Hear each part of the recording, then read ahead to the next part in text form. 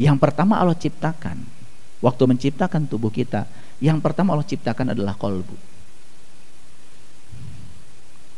Setelah Allah menciptakan kolbu, baru Allah menciptakan jantung. Dari situlah fase berikutnya terjadi, tubuh kita yang sempurna.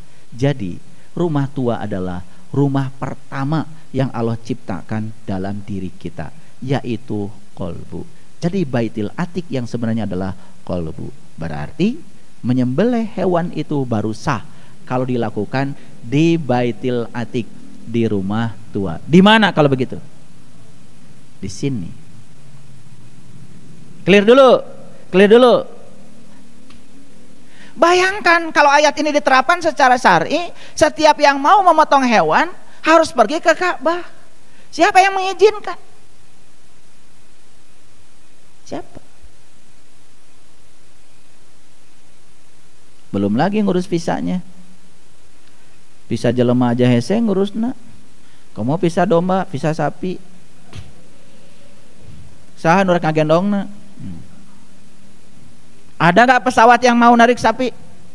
Ada nggak pesawat yang mau narik kambing? Nya bau, nya kotor.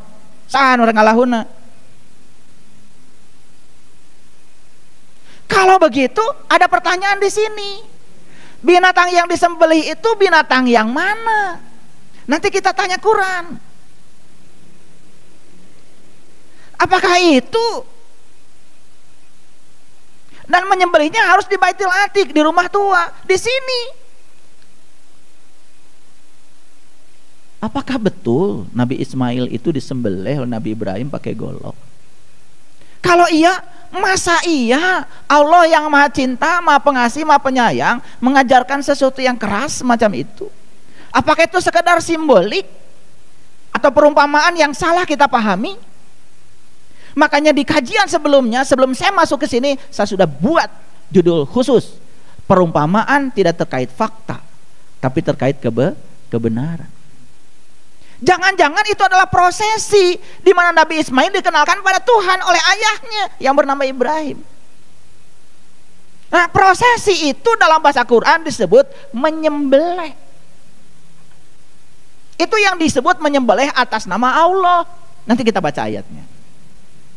Selama ini kita menyembelih atas nama Allah, kita menyembelih ayam pakai bismillahirrahmanirrahim begitu. Menyembelih kambing pakai bismillahirrahmanirrahim begitu. Menyembelih sapi pakai bismillahirrahmanirrahim begitu. Kata ayam, kata sapi, kata kambing pakai bismillah, enggak pakai bismillah tetep orang menyeri. Bukankah Allah Maha Pengasih dan Maha Penyayang?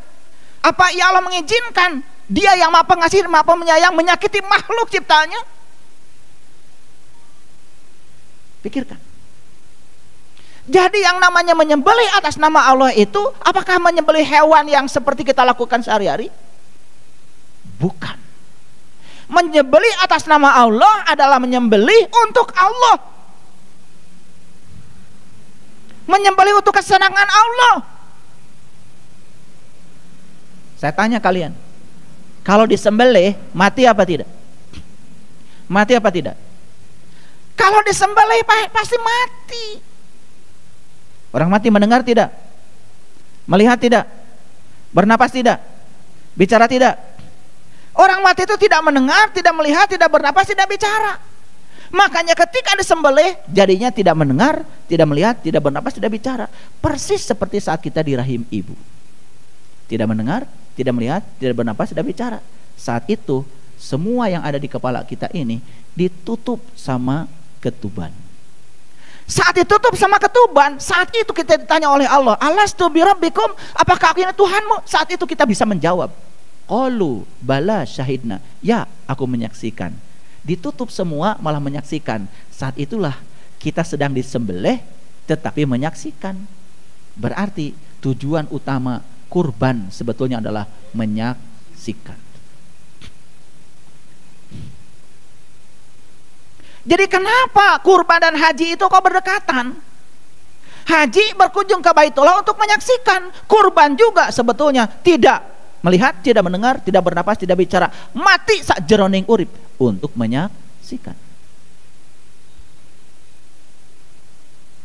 Jadi sebetulnya tujuannya sama. Sama-sama menyaksikan agar bisa mengingat. Makanya pantas kalau kurban diambil dari kata qoroba yakrobu kurbanan, artinya adalah dekat. Yuk, saya tanya, apakah kita perlu mendekatkan diri kepada Allah? Perlu? Perlu apa tidak? Sembarangan kalian kalau ngomong. Allah sudah dekat, lebih dekat daripada urat leher kita. Mau mendekatkan diri kemana lagi? Jadi kita tidak perlu mendekatkan diri kepada Allah. Yang diperlukan oleh kita adalah sedekat itu Allah kepada kita. Kok kita sampai hari ini belum bisa menyaksikannya? Yang paling penting itu sadar kalau Allah dekat, kalau ingin menyaksikannya jangan keluar dari dirimu. Itu aja. Sekarang ngerti tujuan haji dan kurban? Ini baru judulnya. Udah sejam. Mulai 9:30, sekarang sudah 10:30, baru bahas judulnya. Karena saya harus hati-hati membahasnya. Baik, kita lihat dulu. Jadi melaksanakan penyembelihan itu harus di mana? Di Baitul Atiq, di rumah tua, artinya di sini. Kalau begitu siapa yang harus disembelih? Ya dirimu sendiri. Makanya di Quran ada perintah. Nih perintahnya. Kita lihat dulu perintahnya supaya Qurannya jelas, semuanya lengkap. Yuk kita lihat perintahnya. Lihat ayat ini. Dan sesungguhnya kalau kami perintahkan kepada mereka, nih Quran surat An-Nisa ayat 66. Siapa mereka di sini? Mereka ini adalah Bani Israel. Siapa Bani Israel? Orang yang sedang berjalan menuju Tuhan. Orang yang sedang melakukan pencarian karena ingin tahu dan kenal kepada Tuhan. Itu Bani Israel. Dan sesungguhnya kalau kami Allah perintahkan kepada mereka Bani Israel, bunuhlah dirimu dan keluarlah kamu dari kampungmu. Disuruh bunuh diri supaya keluar dari kampung. Kampung itu identik dengan kebodohan, keterbelakangan, ketertinggalan. Kampung. Selama ini kalian tinggal di mana? Di kampung apa di kota? Jawab. Di kampung apa di kota? Pantesan. Kampungan. Orang kampungan tuh begitu, merasa paling soleh, merasa paling benar, dan di luar dirinya dianggap salah.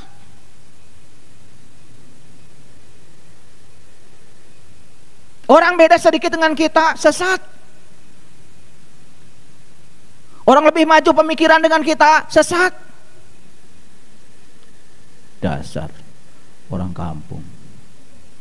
Kenapa tinggal di kampung? Karena belum bunuh diri. Kenapa tinggal di kampung? Belum disembelih. Saya kasih tahu. Nyembelih di mana? Tunjukkan sama saya, nyembelih di mana? Di sini? Di sini kali. Kan nyembelih di sini. Lihat saya, nyembelih itu di sini. Jadi kata sembelih itu perumpamaan. Bukan disembelih menggunakan golok, bukan. Manusia dengan binatang itu perbedaannya cuma dari sini ke atas dengan dari sini ke bawah. Dari sini ke bawah kita dengan binatang sama. Bedanya cuma dari sini ke atas. Lalu apa bedanya? Tolong perhatikan saya. Mata kita berapa? 2. Mata kucing yang tadi 2. Telinga kita berapa lubangnya?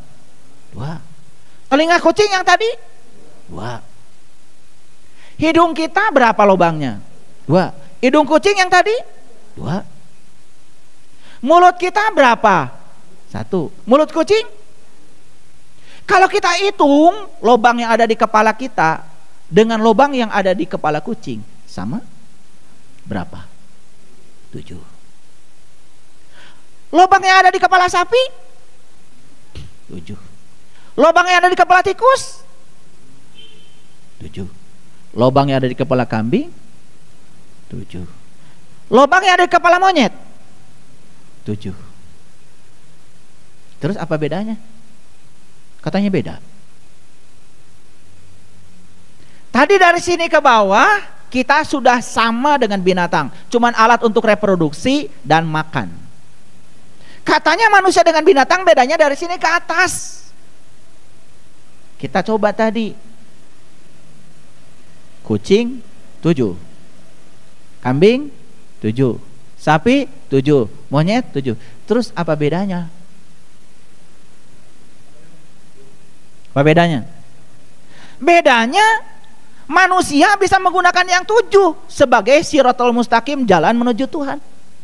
Makanya orang tua kita bilang siratal mustaqim rambut dibelah 7, itu siloka. Karena yang 7 ada di sini. Kucing, kambing, kuda, sapi punya 7 juga, tapi mereka tidak akan bisa menggunakannya. Jadi manusia yang tidak bisa menggunakan yang 7 itu sebagai jalan siratal mustaqim menuju Tuhan, sarua wae dengan binatang. Maka di Quran dikatakan ya ulaika kal an'am. Ini pengumuman aja dari saya. Sugan ngerti. Ingin beda kalian dengan binatang? Perbedaannya, kalau binatang sama-sama punya 7, binatang tidak bisa menggunakannya, manusia harusnya bisa menggunakannya. Yang bisa menggunakannya, maka kata Quran, aku angkat derajatnya. Wa id akhadna misaqakum wa rafa'na faqakumut tur. Maka kesadarannya akan diangkat. Itulah yang membedakan manusia dengan binatang. Stop dulu sampai di sini, jangan kejauhan. Takut kebablasan. Biar mikir. Lanjut? Oke. Dan sesungguhnya kalau kami perintahkan kepada mereka, bunuhlah dirimu atau keluarlah kamu dari kampungmu. Jadi ketika bunuh diri itu dilakukan, maka dia akan keluar dari kampung. Stop. Bunuh diri yang dimaksud tentu saja bukan menyakiti diri sendiri, tetapi sebuah perumpamaan untuk meniti ke dalam diri. Itu yang disebut dengan wukuf. Supaya kita diam. Diamnya apa? Diamnya pikiran. Kapan pikiran diam? Tepat pada saat semua aliran energi ke dalam pikiran bisa kita stop. Itulah namanya wukuf. Makanya puncaknya haji juga adalah wukuf. Yuk kita teruskan. Niscaya mereka tidak akan melakukannya kecuali sebagian kecil dari mereka. Dan sesungguhnya kalau mereka melaksanakan pelajaran yang diberikan kepada mereka, tentulah hal demikian itu lebih baik bagi mereka dan menguatkan iman mereka. Jadi Quran surat An-Nisa ayat 66 mengatakan, jika orang itu bisa dalam tanda kutip bunuh diri, maka dia akan keluar dari kampung, dan yang luar biasa, imannya jadi tambah kuat. Makanya dikatakan di sini wa asada tasbita. Tasbita jadi isbat. Makanya iman yang paling tinggi kata Rasulullah adalah isbatul yakin. Jadi kata isbat dari tasbita, dari bahasa Quran. Kuat, kokoh, teguh. Makanya iman itu ada ilmul yakin, ainul yakin, hakul yakin. Puncaknya iman namanya isbatul yakin. Makanya saya membuat sebuah komunitas namanya Bumi Spiritual Isbatul Yakin. Dari mana? Itu sejarahnya panjang. Salah satunya adalah saya cuplik dari Quran surat An-Nisa ayat yang ke-66. Supaya kita bisa bunuh diri, tanda kutip, yaitu membunuh keakuan kita, membunuh ego kita. Itulah sesungguhnya kurban yang sebenarnya. Paham sekarang ya? Jadi hewan kurbannya mana? Nah, hewan kurban itu secara hakikat bukan sapi, bukan binatang, bukan kambing, tetapi diri kita sendiri. Itu sebabnya simbolisasinya sapi itu ya secara syariat bertujuh. Padahal sebetulnya maksudnya bukan begitu. Yang paling penting dari sapi betina itu adalah 7. 7 itu ada di sini. Siapa sapi betina? Sapi betina itu adalah simbolisasi dari tubuhnya manusia. Kita lihat buktinya. Oke. Harus pakai bukti. Semua pakai bukti. Makanya lahirlah di Quran namanya Quran surat Al-Baqarah. Al-Baqarah itu sapi betina. Lihat saya semuanya. Kalau di Quran ada kata-kata betina, pasti yang dimaksud adalah jasmani. Kalau di Quran ada kata-kata laki-laki, yang dimaksud adalah ruhani. Ternyata menurut Quran yang harus disembelih adalah sapi betina, bukan yang jantan. Ulangi, yang harus disembelih kata Quran adalah sapi betina. Betina itu mengarah kepada apa? Jasmani. Makanya manusia diciptakan berpasang-pasangan, ruhani dan jasmani. Nah, disimbolkan ketika haji, yang pakai kain ihram kan laki-laki. Karena apa? Haji perjalanan spiritual, perjalanan laki-laki, perjalanan ruhani. Karena laki-laki simbol dari ruhani, haji perjalanan spiritual, perjalanan ruhani. Yang perempuan kan gak pakai ihram.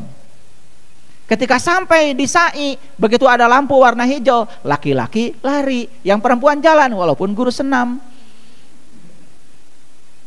Walaupun laki-laki itu sudah rengkot, tetap aja harus lari. Karena laki-laki itu simbolisasi dari ruhani, perempuan simbolisasi dari jasmani. Jadi sa'i itu perlambang. Kalau kalian sudah mengerti jati diri kalian yang luar biasa, yang sejati, maka kalian akan berfokus pada aspek ruhani. Laki-laki lari, perempuan jalan. Urusan ruhani lari kencang, urusan jasmani biasa aja, jalan aja. Asal mau kerja, mau usaha, insya Allah rezeki pasti datang. Tapi urusan ruhani harus lari. Sampai di Jamarat, kemudian lempar jumroh. Lempar jumroh juga menggunakan 7 batu. Luar biasa ya. Kenapa 7 bukan 8? Karena yang harus dilempar juga cuma 7. Yang harus dibunuh cuma 7. Yang harus dimatikan cuma 7. Yang harus dikendalikan cuma 7, nggak 8. Wah, saya pengen 8 aja. Ya. Biar lebih mantap. Nggak bisa, tetap 7. Paham? Coba. Kalau kita ungkap semua rahasianya, loh, terbuka ya. Jadi haji dan kurban dua-duanya adalah prosesi untuk menemui jati diri yang sejati di rumah terdekat dengan kita, yaitu di Baitullah yang hakikat. Yuk kita baca pelan-pelan. Siapa sapi betina itu? Nah, dan ingatlah ketika Musa berkata pada kaumnya. Siapa Musa? Siapa Musa? Rasul. Siapa kaumnya? Ya pengikutnya Musa, namanya Bani Israel.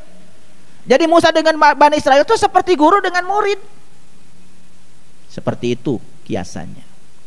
Apa yang dikatakan Musa pada muridnya? Sesungguhnya Allah menyuruh kamu menyembelih seekor sapi betina. Ini saya bacakan persis ya, supaya tidak ada persepsi. Apa kata muridnya Musa? Mereka berkata, apakah kamu hendak menjadikan kami buah ejekan? Musa menjawab, aku berlindung kepada Allah agar tidak menjadi salah seorang yang bodoh. Itu ayat 67. Oke, ayat 68. Jadi ayat 67 hanya perintah. Kata Musa, para muridku, Allah menyuruh kepadaku agar kalian menyembelih seekor sapi betina. Lihat ayat selanjutnya.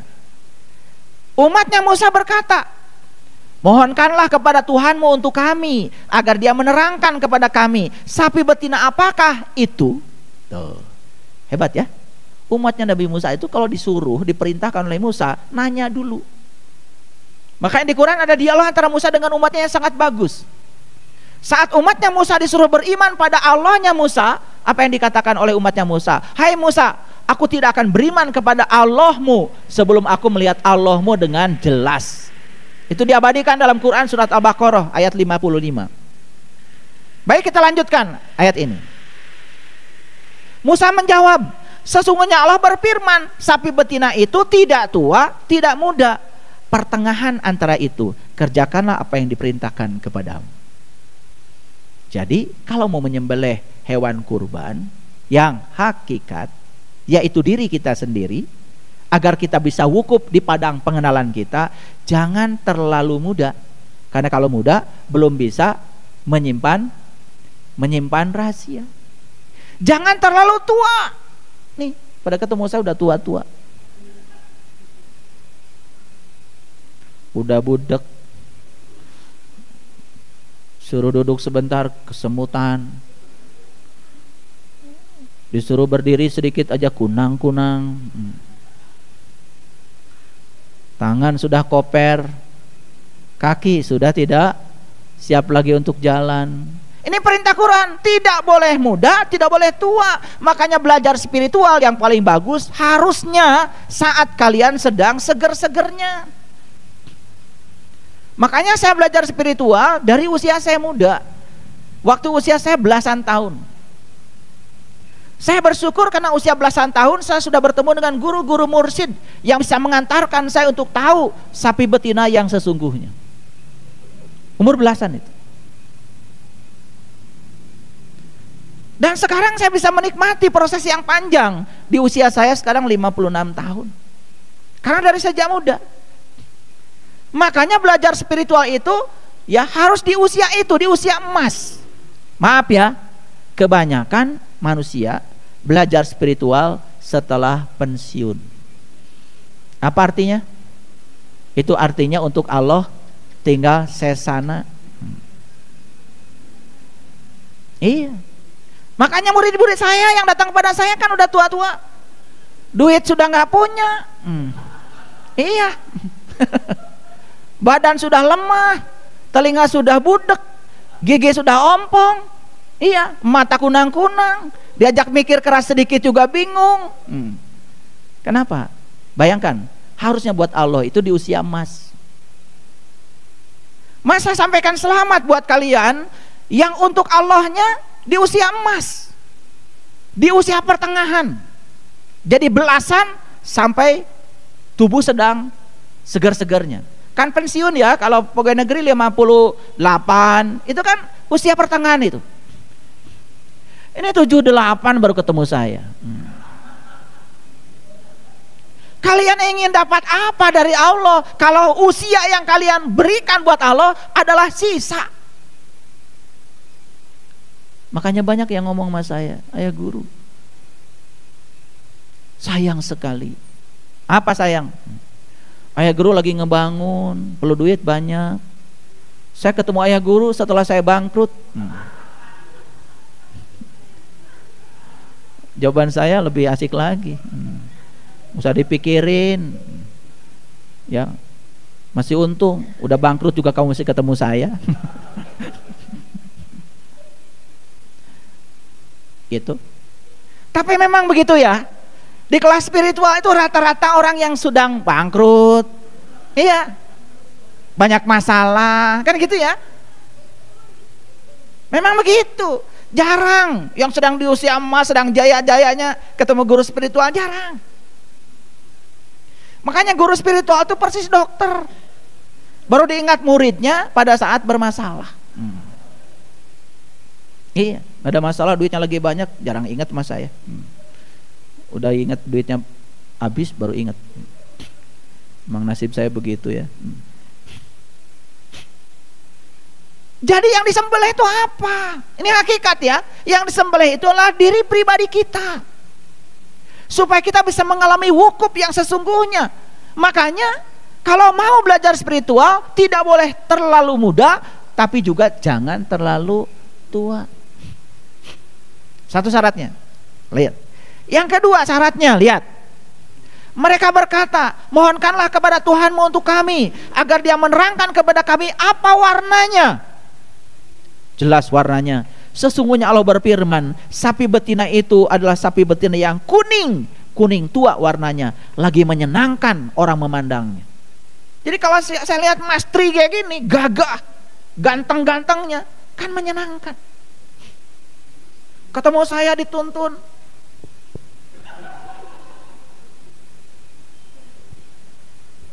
suruh pulang sama saya. Boro-boro dengar kuliah saya 10 SKS, 1 SKS saya udah mendengkur. Makanya banyak yang saya tolak. Kenapa? Nih sapi betina terlalu tua. Kuning, kuning tua warnanya. Ini kan spektrum kulit manusia. Ini Quran loh, Quran. Lanjut. Mereka berkata, baru 2 kan cirinya tadi, tidak tua, tidak muda, pertengahan, kuning, kuning tua warnanya. Lanjut. Mereka berkata, ini umatnya Musa, mohonkanlah kepada Tuhanmu untuk kami, agar dia menerangkan kepada kami bagaimana hakikat sapi betina itu. Ini Quran. Jadi bukan sapi yang di kandang sapi, hakikat sapi betina.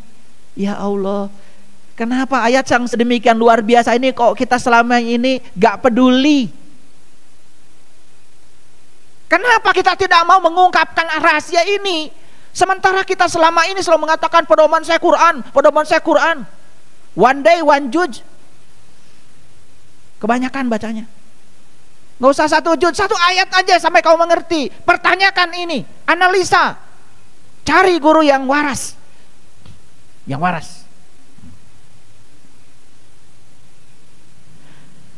Bagaimana hakikat sapi betina itu? Karena sesungguhnya sapi itu masih samar bagi kami. Semoga insya Allah kami akan mendapatkan petunjuk. Ini kata-kata yang luar biasa. Insya Allah la muhtadun. Insya Allah akan mendapatkan petunjuk. Ini umatnya Musa sudah dijelaskan. Sapi betina itu tidak boleh tua, tidak boleh muda, pertengahan. Kuning tua warnanya. Sudah dijelaskan oleh Allah seperti itu. Masih samar. Ini dialog penting sekali. Bagaimana tingkat kekritisannya Bani Israel. Dicontoh harusnya sama kita. Makanya jangan heran kalau Bani Israel itu diunggulkan dari segala umat. Siapa Bani Israel? Siapa saja orang yang mau berjalan menuju Tuhan. Bangsa manapun, suku manapun, apapun keyakinannya. Musa berkata lagi, sesungguhnya Allah berfirman bahwa sapi betina itu yang belum pernah dipakai membajak. Oh, bukan binatang berarti. Dan tidak pula digunakan untuk mengairi tanaman. Oh, bukan binatang. Tidak bercacat, harus lengkap. Lengkap. Makanya kalau mau belajar sama saya periksa dulu. Dari ujung rambut sampai ujung kaki saya liatin. Gak lengkap, gak bisa. Harus lengkap. Tapi kalau sapi yang mau dipotong gak lengkap gak apa-apa, gak ada kaki satu juga gak apa-apa. Yang penting gendut. Yang mau diambil dagingnya. Tapi ini gak boleh bercacat kata Allah. Dan yang luar biasa di sini, tidak boleh ada belangnya. Makin jelas. Bukan sapi yang di kandang ini. Gak boleh ada belangnya. Ada yang tanya sama saya, guru, bagaimana kalau panu? Gak apa-apa, masih boleh. Panu masih boleh. Masih boleh. Luar biasa ya. Coba kita lihat cirinya. Tidak tua, tidak muda, pertengahan. Kuning tua warnanya. Tidak digunakan membajak, tidak digunakan mengairi tanaman. Betul? Tidak bercacat dan tidak ada belang. Subhanallah. Itulah hewan kurban yang hakikat. Itu yang harus disembelihnya di Baitul Atiq. Itu yang dimaksud Quran. Itu yang diajarkan oleh Musa kepada Bani Israel. Harusnya itu yang menjadi contoh bagi kita. Apa kata umatnya Musa? Mereka berkata, sekarang barulah kamu menerangkan hakikat sapi betina yang sebenarnya. Kemudian mereka menyembelihnya, dan hampir saja mereka tidak bisa melaksanakan perintah itu. Jadi yang sudah diajarkan oleh Musa saat itu Bani Israel, tidak semua pun bisa menyembelihnya. Tidak semua. Bayangkan, yang sudah diajarkan saja tidak semua bisa menyembelihnya, apalagi yang tidak diajarkan. Disitulah pentingnya ketemu dengan guru yang waras. Sekali lagi, pakai waras ya. Karena ilmu syaratnya 3. 1 harus masuk akal, 2 harus bisa nyata dan dibuktikan, dan yang ketiga harus punya nilai manfaat. Itu syarat ilmu. Kalau sudah berlawanan dengan akal, berarti ada yang salah. Contoh, saya mau nanya, apa betul ketika kalian sudah memotong seekor hewan, kalian lebih dekat kepada Allah? Jujur. Apa kalau kalian sudah iuran sapi bertujuh kemudian dipotong sama-sama, kalian lebih dekat pada Allah? Jujur. Kenapa kalian iuran bertujuh? Karena nanti mau naik itu. Di dunia aja saya nggak mau naik sapi bertujuh.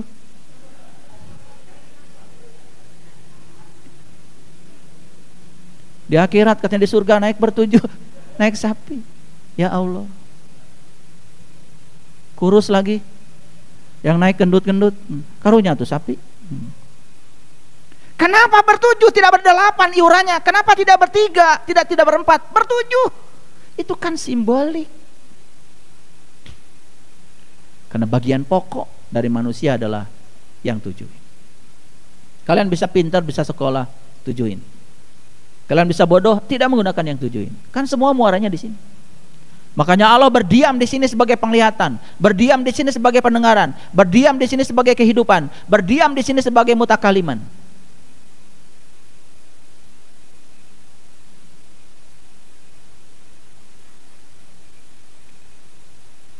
Jadi semakin jelas kenapa haji dengan kurban berdekatan. Oke, saya lanjutkan.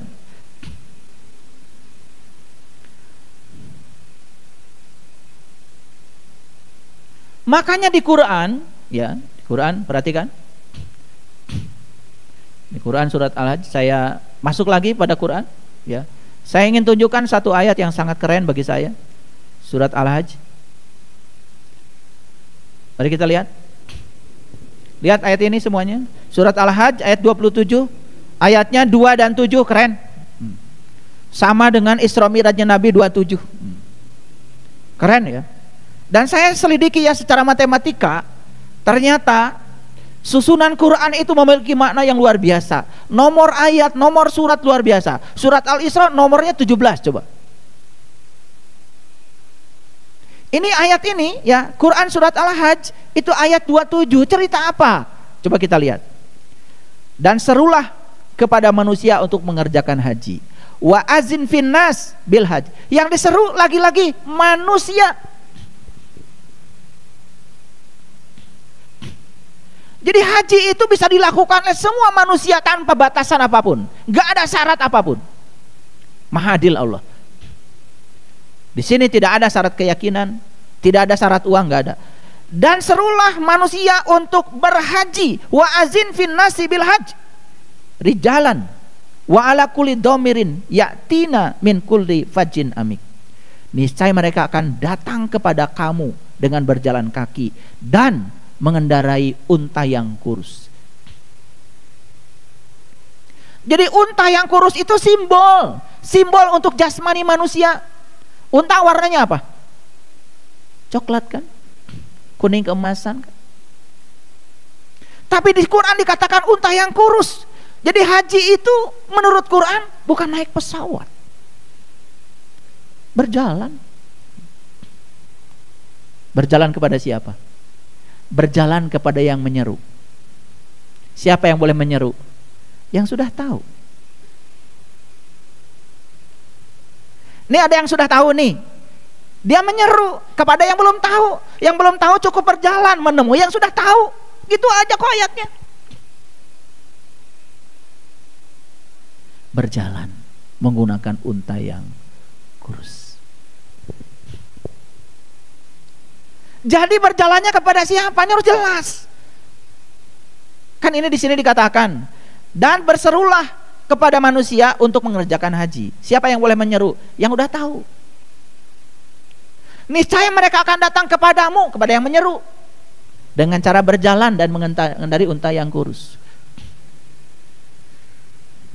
Jadi tugas orang yang tidak tahu cukup berjalan menemui orang yang belum tahu. Orang yang sudah tahu.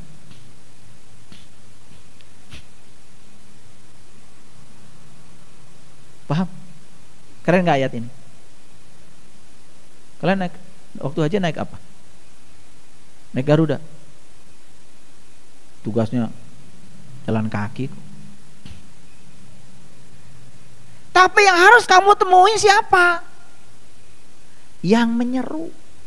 Dan siapa yang boleh menyeru untuk berhaji? Yang sudah tahu.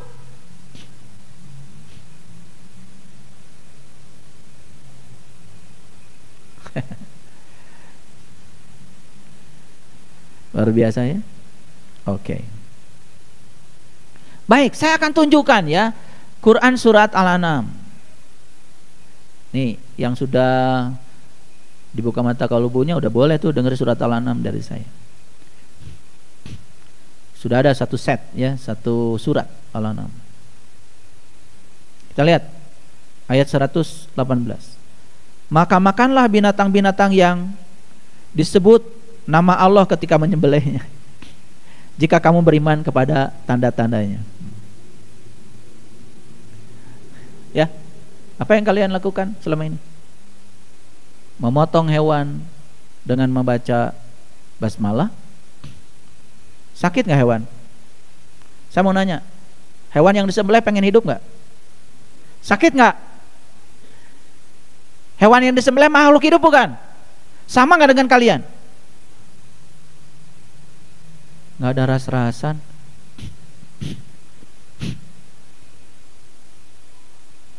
Kalau mau nyembelih ayam, bukan pakai basmalah, minta maaf. Kalau ayam mau disembelih, hampurannya ayam. Minta maaf, saya perlu protein. Sudah takdirmu. Saya doakan ya, semoga ruh yang ada pada tubuhmu saat setelah mati nanti ditakdirkan memiliki tubuh baru yang lebih bagus, jangan jadi ayam lagi. Itu enggak doanya? Boro-boro. Bismillahirrahmanirrahim. Dengan nama Allah yang Maha Pengasih, Maha Penyayang. Untung ayam tuh bisa ngomong. Pengasih penyayang gimana kamu? Harak kakuring cek ayam. Nyari. Nah, kita mengartikan menyembelih atas nama Allah itu begitu. Menyakiti binatang lain yang punya hak untuk hidup dengan menggunakan Bismillahirrahmanirrahim dan merasakan itu seakan-akan sudah sah. Padahal menyembelih atas nama Allah nggak ada kaitan dengan itu. Menyembelih mana? Menyembelih sapi betina atas nama Allah, untuk Allah.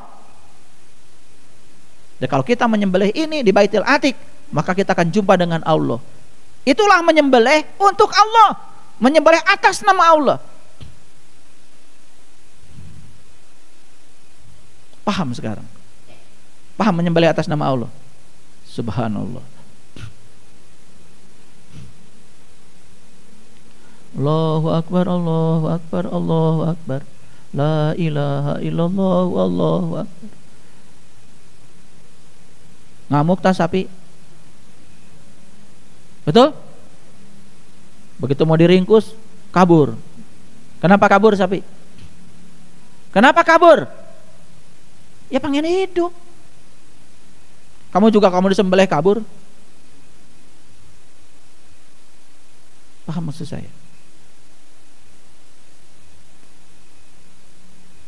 Bismillahirrahmanirrahim. Apa iya? Di tempat suci ada altar yang terkena darah. Darah itu haram. Itu simbolik. Yang haram bukan darahnya, yang haram itu pertumpahan darah. Jangan letterlek memahami Quran. Darah haram. Kalau haram darah, kalau darah haram di tubuh kita isinya apa? Di tubuh binatang? Emang daging artinya apa? Daging itu kan kumpulan pembuluh darah. Kalau darah haram, daging haram juga. Karena daging itu kumpulan pembuluh darah. Di Quran ada kata-kata darah itu haram. Bukan darahnya, pertumpahan darah. Menyakiti binatang lain sampai keluar darahnya itu yang haram, bukan darahnya. Coba belajar itu yang waras. Ngerti maksud saya? Lah kalau darah haram berarti tubuhmu isinya apa? Darah semua. Daging, darah. Daging ayam, darah. Daging ikan, darah. Haram semua dong. Bukankah daging itu kumpulan pembuluh darah? Makanya Quran itu dipahami secara kontekstual. Kalau di Quran dikatakan darah itu haram, yang haram itu apanya? Pertumpahan darahnya. Kalau darah itu keluar tertumpah karena disakiti, itu yang haram. Kau main pukul-pukulan sampai keluar darah itu haram. Darahnya sendiri ya tidak haram, bagaimana darah haram? Saya nggak mau dekat sama Mas Tri. Kenapa? Tubuhnya ada darahnya. Saya nggak mau salaman sama Kang Aris. Kenapa? Tubuhnya ada darahnya, haram. Begitu? Subhanallah. Jadi sebetulnya yang haram itu adalah pertumpahan darah. Darah ketika keluar karena kita berkonflik itu haram. perang itu haram. Menyakiti orang sampai terluka haram. Ngerti maksud saya? Kita lihat ayat 119-nya. Mengapa kamu tidak memakan yang disebut nama Allah ketika menyembelihnya? Pada sesungguhnya Allah telah menjelaskan kepada kamu apa yang diharamkannya atas kamu, kecuali apa yang terpaksa kamu makannya. Dan sesungguhnya kebanyakan dari manusia benar-benar hendak menyesatkan dengan hawa nafsu mereka tanpa pengetahuan. Inilah, kebanyakan manusia itu senangnya menyesatkan orang lain dengan hawa nafsunya tanpa pengetahuan. Jadi begitu bilang darah haram, langsung darahnya yang haram, gitu kan? Karena tidak punya pengetahuan. Dan orang yang tidak punya pengetahuan, dia cenderung menyesatkan orang lain kalau bicara. Sesungguhnya Tuhanmu dialah yang lebih mengetahui orang-orang yang melampaui batas. Baik, kita simpulkan. Sekarang mengerti tujuan haji? Mengerti. Mengerti tujuan kurban? Mengerti. Mengerti sekarang hewan kurban? Mengerti?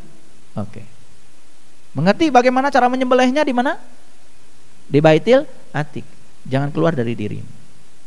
Jika itu bisa terlaksana, maka disitulah kita akan mengenal jati diri kita yang sesungguhnya. Dan siapa yang kenal dirinya, maka dia akan kenal kepada Tuhan. Jadi hari ini episodenya haji kurban secara hakikat. Saya tidak menjelaskan ritualnya, karena itu sudah diulang-ulang di banyak ceramah saya. Kenapa tawaf itu 7 putaran? Kenapa mulainya dari Hajar Aswad? Kenapa lewat Multazam? Kenapa lewat pintu Ka'bah? Kenapa lewat Makom Ibrahim? Kenapa lewat Hijr Ismail? Kenapa harus istilam ketika di rukun Yaman? Kenapa doanya Rabbana atina fid dunya hasanah wa fil akhirati hasanah wa qina azabannar? Kenapa dimensinya lingkaran, bukan kotak? Ka'bahnya kotak tapi kita kelilingnya lingkaran. Mengapa? Itu sudah saya jelaskan di banyak ceramah saya. Saya tidak jelaskan di sini untuk menghemat waktu saya. Saya berbicara dimensi yang berbeda, lanjutan dari itu. Yang itunya sudah saya jelaskan. Makanya ketika haji kita pun harus umroh. Dan saat umroh kita harus menjatuhkan niat. Pada saat menjatuhkan niat, ya, kalau di luar kota Mekah maka kita jatuhkan niat. Kalau dari Madinah ke Mekah, jatuhkan niat di Bir Ali, Masjid Bir Ali. Tapi kalau kita sedang di Mekah, harus keluar dari kota Mekah, jatuhkan niatnya di mana? Itu di tempat yang namanya Ji'ronah. Ji'ronah itu dari bahasa Arab ja'a ro'aina. Ja'a itu datang, ro'a melihat, anak aku, ja'a ro'aina, datanglah untuk melihat aku. Luar biasa. Makanya setelah menjatuhkan niat di situ, perjalanan dari Ji'ronah ke Masjidil Haram, kita baca labbaik Allahumma labbaik, labbaik la syarika laka labbaik. Luar biasa. Kalau tahu artinya luar biasa. Kalau nggak tahu artinya biasa aja. Paling kalian di bis hanya mempercantik diri, pakai kacamata hitam. Kalian begitu kan? Tanya. Ada ibu-ibu di Mekah teriak-teriak sama saya. Ayah guru, kok Mekah gelap terus? Ya iya, mana yang memakai kacamata hitam wae itu isuk bekas sore.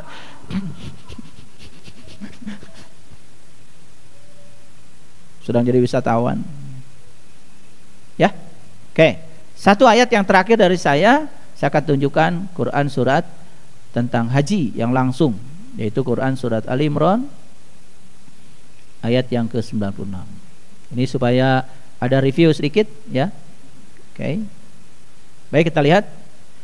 Disinilah Allah mengatakan inna awwala baitin wudi'a linnas lalladzi bibakata mubarakah, ya, wa hudal lil alamin. Sesungguhnya awal rumah wudi'a itu diartikan berkumpul. Padahal wudi'a itu dari wudu itu berpisah sebetulnya. Sesungguhnya awal rumah untuk berpisahnya manusia dengan apa? Ya dengan selain Tuhan, yaitu di Bakah al-Mubarakah, tempat tersembunyi yang diberkahi. Itulah qalbu. Disitulah wahudal lil alamin, ada petunjuk bagi segenap manusia. Apa petunjuknya? Yang pertama petunjuknya apa? Fihi ayatum bayyinah. Di dalamnya ada tanda Tuhan yang terang benderang. Satu tandanya. Yang kedua, Maqamu Ibrahim, di dalamnya juga ada maqam Ibrahim, ada level Ibrahim. Siapa yang bisa mencapai itu, dia mencapai level Ibrahim. Kalau di Mekah, maqam Ibrahim di luar Ka'bah. Tapi di ayat ini dikatakan maqam Ibrahim di dalam bait. Beda ya. Wa man dakhalahu, siapa yang bisa masuk ke dalam bait itu, kana aminan, aman dia. Kalian pergi ke Mekah, tidak ada yang boleh masuk ke Ka'bah. Padahal di ayat ini harus masuk. Kan yang namanya berkunjung ke rumah Tuhan harus masuk dong. Kalau nggak masuk namanya bukan berkunjung. Kalian kalau nggak masuk ke rumah saya, ya boro-boro saya menyuguhin. Tahu aja kalian datang, enggak saya. Mau berkunjung ke rumah Allah, disuguhi Allah. Ya masuk. Maka di Quran dikatakan, siapa saja yang masuk ke rumah Allah, dia akan dapat hidangan dari langitnya Allah. Allahumma rabbana anzil alaina ma'idatan minas sama'i takunu lana 'id. Maka dia akan berhari raya. Kapan hari raya terjadi? Saat hidangan dari langit Allah turun. Dan kapan Allah menghidangkan hidangannya? Kalau kamu berkunjung di rumahnya, keliling-keliling luarnya, siapa yang nyuguhin? Wa man dakhalahu kana aminan, siapa yang masuk ke dalamnya aman. Aman. Di sana setan juga diikat. Gak bisa apa-apa setan. Belenggu. Walillahi ala nas hijjul bait, wajib setiap manusia berkunjung ke bait itu. Bait apa? Bait yang awal Allah ciptakan. Jadi yang menciptakan bait ini bukan manusia, Allah. Jadi rumah yang harus dikunjungi oleh kita, bait yang harus dikunjungi oleh kita adalah Baitullah yang buatan Allah. Manis tato'a ilaihi sabila, bagaimana yang tahu jalannya. Jadi yang bisa berkunjung ke sana hanya yang tahu jalannya, hanya yang tahu caranya. Ada yang belum tahu? Yang belum tahu cari tahu dong. Yang sudah tahu yang tekun. Ya, gitu. Supaya menjadi ulul albab. Itu aja saya kira. Tuntas kajian hari ini. Karena saya memberikan kajian ini versi yang berbeda, lanjutan dari kajian-kajian sebelumnya. Jadi ritualnya semua tidak saya bahas lagi, karena itu sudah bisa kalian dengar di kajian-kajian sebelumnya. Terima kasih. Saat energi itu ada, dia muncul dari dalam. Perhatikan saya, perhatikan ini bagian yang paling penting. Jangan dilawan, jangan dihakimi, jangan dinilai. Biarkan energi itu ada dan akui kalau itu ada. Jangan bereaksi yang negatif. Ketika kita mengambil sikap yang negatif, apa yang terjadi? Kita sedang menambah luka. Sikap yang negatif itu malah justru menambah luka semakin besar. Inilah karena kita selama ini nggak ngerti bagaimana cara menyembuhkannya. Dilawan, ya. Sesuatu yang dilawan pasti akan melawan. Sesuatu yang akan ditiadakan oleh kita akan. Jadi cara untuk mengambil energinya supaya dia tidak punya kekuatan, cukup disadari, diakui, diterima kalau energi itu ada. Tapi apa yang terjadi Bapak Ibu? Ketika X disebut-sebut, marah. Langsung diceritakan lagi yang lalu. Itu kalian mah. Saya tahu. Makanya tercager-cager. Gak waras-waras. Terus akhirnya apa? Menambah luka, menambah luka. Apa yang terjadi? Program itu bukan bergeser. Tidak ada quantum shift di situ. Yang terjadi apa? Itu dipermanenkan. Makanya kejadian yang sama terjadi berulang-ulang. Keren gak Bapak Ibu alam semesta ini? Keren apa tidak?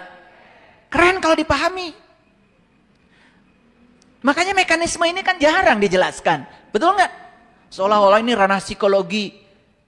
Ini sekarang harus masuk ke sini. Seperti kata Menteri Agama.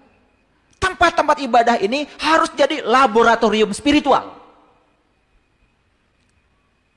Itu Menteri Agama bilang begitu.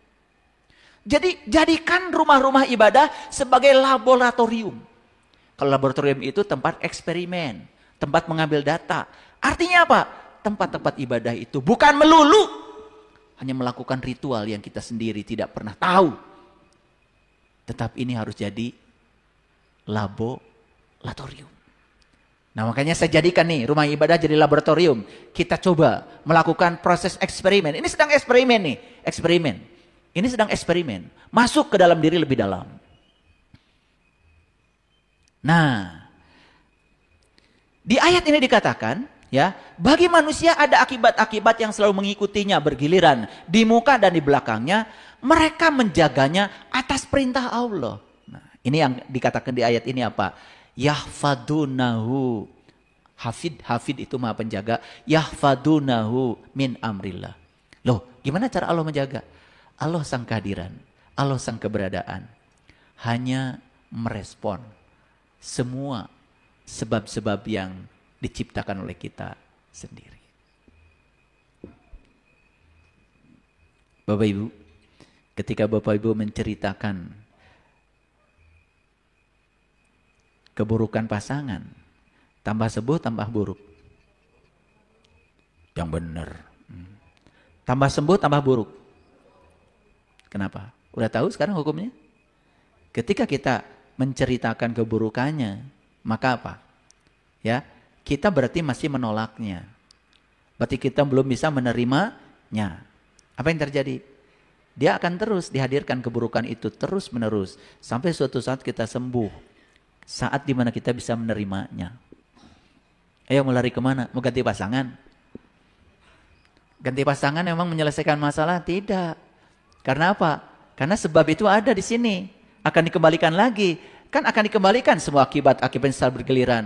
Apa berganti pasangan itu solusi? Bukan. Tambah riweuh. Bodoh tahan gitu teh. Ya? Oke. Lanjut. Oke. Innallaha la yughayyiru ma biqaumin hatta yughayyiru ma bi anfusihim. Ini ayat sering dibicarakan di kajian-kajian. Tapi sayang ayatnya dipenggal tengahnya aja. Betul nggak? Harusnya dibahas dari awal. Bagi manusia ada akibat-akibat yang selalu mengikuti secara bergiliran. Itu yang ditiadakan. Lanjut aja. Sesungguhnya Allah tidak merubah keadaan suatu kaum. Sehingga mereka merubah keadaan yang ada pada diri mereka sendiri. Itu yang sering kita dengar. Sering kita dengar pun tidak tahu caranya bagaimana. Karena selama ini kita merubah suatu kaum, merubah nasib, keluar apa ke dalam? Jujur, keluar apa ke dalam? Ini rumah tangga konflik terus nih, ya. Jujur, saya tanya kalian. Merubahnya ke dalam apa keluar? Nah, mulai ngaku sekarang. Yang laki-laki ingin mengendalikan yang perempuan ingin mengendalikan yang laki-laki. Yang jelas-jelas sebetulnya mereka itu tidak bisa mengendalikan orang lain. Dia hanya bisa mengendalikan yang bisa dikendalikan. Yang bisa dikendalikan adalah pikirannya, perasaannya, dan sikapnya. Harusnya ke dalam apa keluar? Ke dalam. Ini sering diceritakan. Allah tidak akan mengubah nasib suatu kaum kalau dia sendiri yang tidak mengubahnya. Tapi pernah nggak dijelaskan bagaimana cara mengubahnya? Pernah dijelaskan? Enggak. Dibiarkan aja cara mengubahnya sendiri-sendiri. Itulah makanya tidak robah-robah. Gak dikasih tahu caranya. Yuk lihat saya semua. Jadi ketika ada konflik yang sederhana aja pasangan. Yang harus dirubah siapa? Harusnya rubah diri masing-masing. Ini malah justru ingin mengubah pasangannya. Itu yang tidak berhasil. Harusnya mengubahnya ke dalam, ke dalam, ke dalam. Maaf ya. Loh, kok pasangan saya tertarik sama orang lain? Digimanakan? Kalian ini nggak jujur kadang-kadang. Digimanakan? Diontrog orang lainnya? Tah eta? Kalian masuk bohong. Betul nggak? Dibenci orangnya, dibenci apa? Bukan koreksi diri. Apa kekurangan saya? Kenapa dia berpaling pada orang lain? Harusnya kan ke dalam. Gitu nggak Bapak Ibu? Males saya nanyanya. Itu gitu. Betul nggak? Ya tambah kusut. Itu. Sudah modal 2 miliar, habis. Berikutnya modal lagi, habis. Berikutnya modal lagi, habis. Apa yang terjadi? Utang tambah gede. Tahu sebabnya dari mana? Lihat dulu. Ketika dia ngemodal 2 miliar mau bisnis, niatnya apa? Ternyata bisnisnya ingin melipat gandakan uang. Supaya tambah banyak. Apa yang terjadi? Fokusnya pada uang. Harusnya uang itu kan alatnya saja. Saya ingin bisnis. Bisnis apa? Buka restoran. Kenapa buka restoran? Saya ingin melayani orang-orang yang butuh makanan enak. Karena saya kalau masak, kata orang enak. Saya tahu, itulah saya jenius di bidang masak-memasak. Udah jangan dipikirkan uang. Kalau masaknya enak, penuh cinta, nanti juga orang datang. Uang akan datang dengan sendirinya.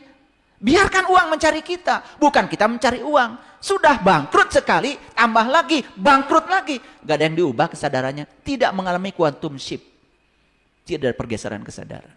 Makanya kata Einstein, kamu tidak akan pernah bisa menyelesaikan masalah di kesadaran saat kamu menciptakan masalah itu.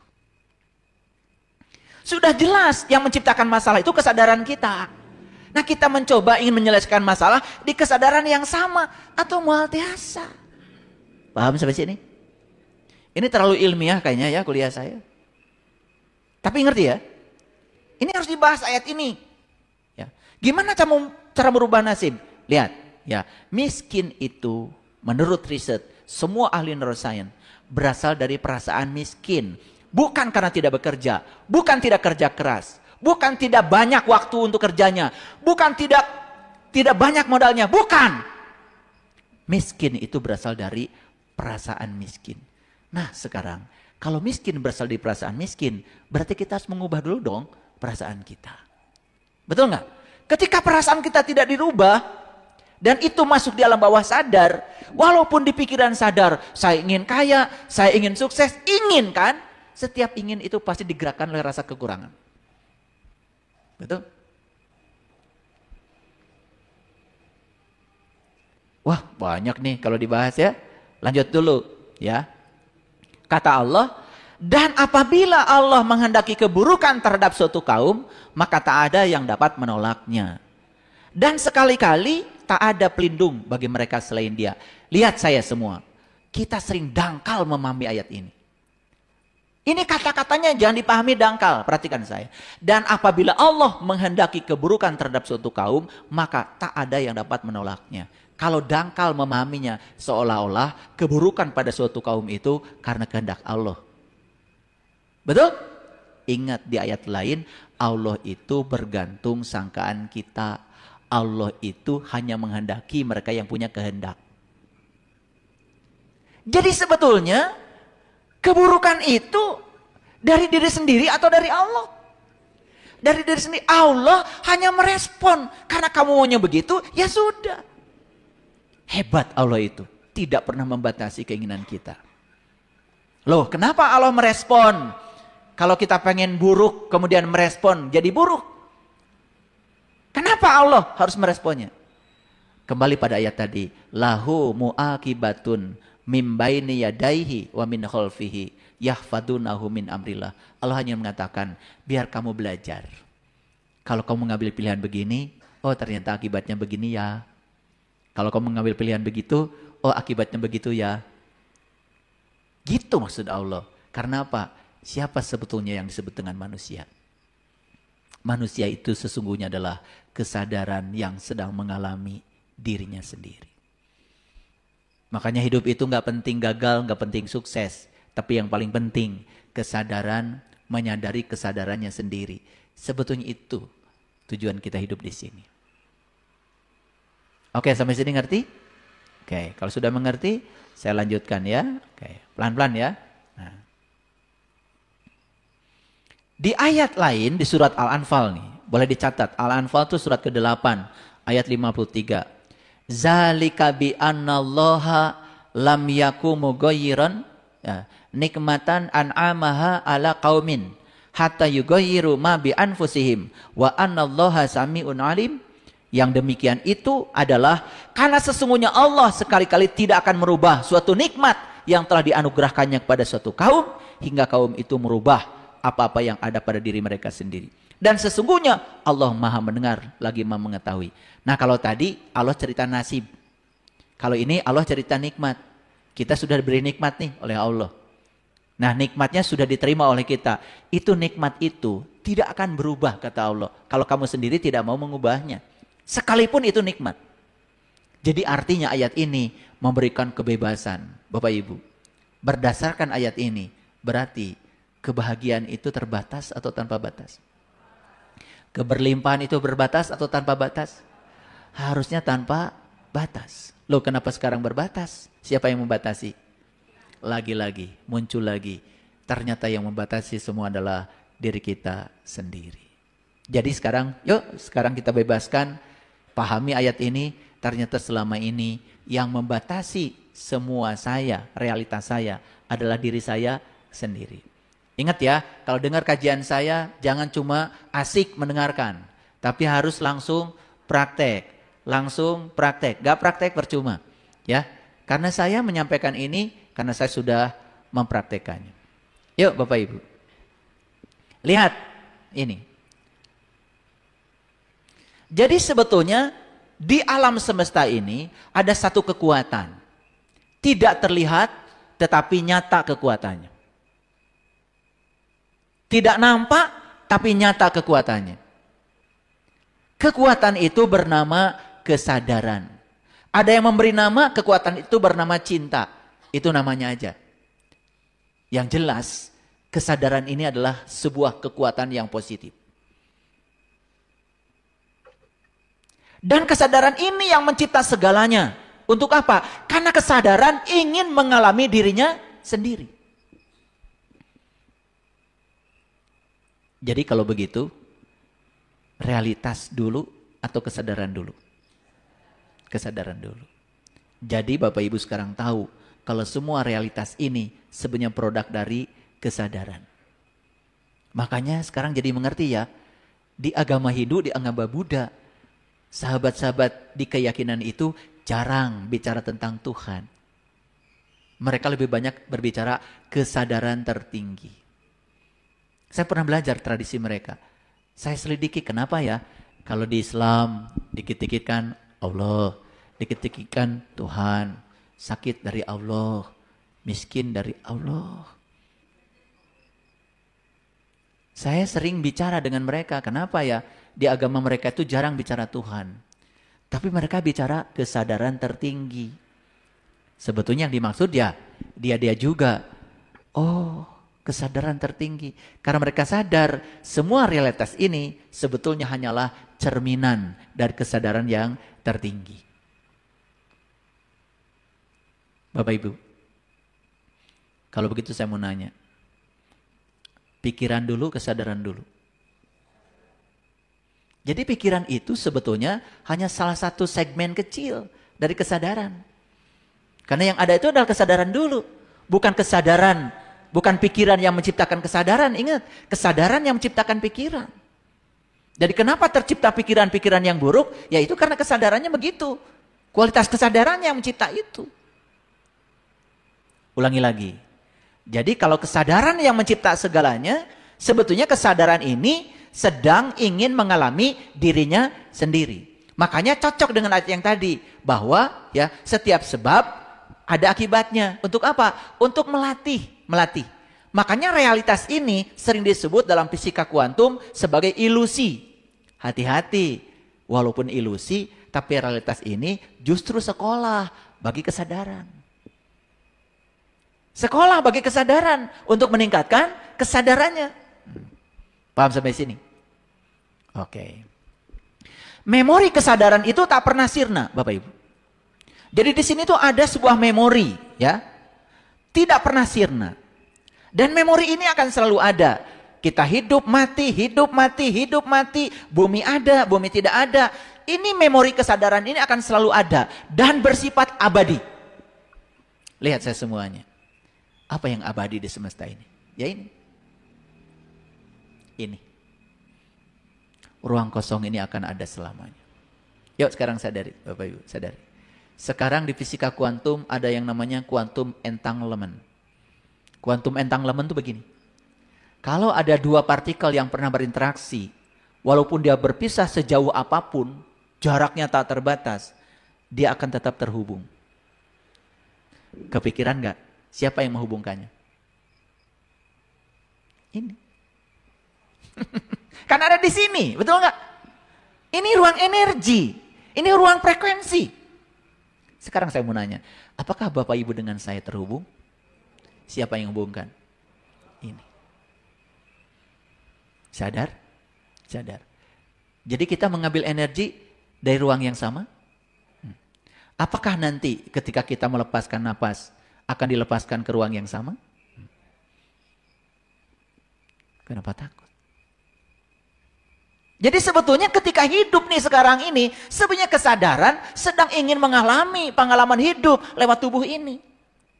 Jadi segala pengalaman hidup sebetulnya yang paling penting disadari. Lihat saya semuanya. Pada akhirnya tubuh ini pasti hancur. Karena apa? Fase kehidupan kan begitu, ya. Lahir anak yang lucu. Ya. Habis tuh lucu. Ya. Setelah itu kemudian berkembang. Setelah berkembang, berikutnya apa? Layu kan? Ini udah lewat, lucu udah lewat, ya, berkembang sudah lewat. Ini kan udah fase layu nih, layu, betul nggak? Setelah layu kan habis, tidak ada. Tapi saya mau nanya, apakah ketika kita nanti sudah habis tubuh ini, apakah kesadaran masih tetap ada? Masih tetap ada. Nah, terus kenapa kita takut menghadapi kehidupan dan kematian? Karena kita menganggap seolah-olah ya, hidup itu adalah dari lahir sampai mati. Itu yang terbatas. Padahal sebetulnya hidup itu kesadaran itu tidak bisa dibatasi oleh fase lahir sampai mati. Nanti juga akan lahir lagi, mati lagi, lahir lagi, mati lagi. Sampai kesadaran itu menjadi sangat kaya. Dia punya pengalaman. Karena kesadaran ingin mengalami kesadarannya sendiri sebetulnya. Makanya ada orang yang terjebak pada sukses, tidak siap gagal. Sebenarnya karena tidak sadar aja. Gak apa-apa sekali-kali mengalami kegagalan. Kalau itu untuk membuat kita menjadi sadar. Daripada sukses terus dalam kekosongan makna. Kan banyak orang yang bingung dengan kesuksesannya. Betul nggak? Oke. Sampai sini mengerti? Oke. Nah, jadi memori kesadaran itu tak pernah sirna. Di suatu medan memori yang tak terbatas. Itu yang sering disebut oleh orang-orang spiritual sekarang sebagai AI-nya Allah. Coba gini, ya. Bikin lagu, kata-kata, bilang sama AI, tolong ya, ciptakan lagu, ya, yang sedih-sedih gitu, suruh aja AI. AI itu apa sih? AI itu sebetulnya adalah software yang isinya data. Data kita semua itu. Sehingga dia akan bekerja berdasarkan data. Jadi kalau kita bangga dengan AI karena bisa menyimpan data-data kita akibat kita sendiri yang memberi data itu. Coba Bapak Ibu. Google Map. Ketika bikin rumah baru, awalnya dia masih belum kenal. Sekali aja tukang Gojek masuk ke rumah kita, berikutnya sudah terdaftar itu datanya di Google. Makanya berikutnya akan salah lagi. Hebat ya? Itu data. Itu adalah teknologi Bapak Ibu. Sekarang Allah, ya, energi universal tanpa batas, quantum field. Quantum field ini, medan kuantum ini hanya sedang mendengar quantum shift kita mau bergeser atau tidak. Ketika quantum shift kita bergeser, quantum field juga akan merespon dengan energi yang baru. Realitas yang diciptakan oleh quantum field ini, realitas yang baru. Itulah cara mengubah nasib. Ini saya bicara agak sedikit saintifik supaya Bapak Ibu agak gaul dikit. Karena selama ini kan mengubah nasib keluar, betul nggak? Bukan ke dalam. Buktinya nggak sukses kan? Oke. Nah itu Sebetulnya detailnya ayat yang tadi yang kita tidak paham. Nah, jadi sebetulnya apakah di sini ada AI? Ada? AI siapa? Saya sebut aja AI-nya ilahi. Karena apa? Ini bisa diperintahkan apa saja oleh kita. Ini bisa diperintahkan untuk menciptakan realitas apa saja oleh kita. Maka dia disebut dengan sang keberadaan, sang kehadiran. Hebat Quran. Allah mengatakan dirinya, Alhamdulillahi Rabbil Alamin. Rob itu ternyata artinya bukan Tuhan. Rob itu sang keberadaan, sang kehadiran. Yang senantiasa merespon apapun getaran yang kita pancarkan kepadanya. Oke, sudah mulai sadar sekarang sampai sini? Oke. Jadi mulai masuk gak judul tadi? Manusia memiliki tanggung jawab tertinggi. Untuk apa? Menjadi arsitek untuk menciptakan realitasnya sendiri. Bapak Ibu mau bikin realitas kayak apa? Kita arsiteknya. Kita arsiteknya. Berarti bebas gak? Mau bikin rumah kayak apa? Bebas gak? Mau ukuran rumahnya seberapa besar? Bebas gak? Bebas. Yuk sekarang dibuka. Ternyata selama ini saya salah. Betul nggak? Seolah-olah hidup itu adalah terbatas. Padahal hidup itu ternyata tidak seperti yang kita sangka. Ya,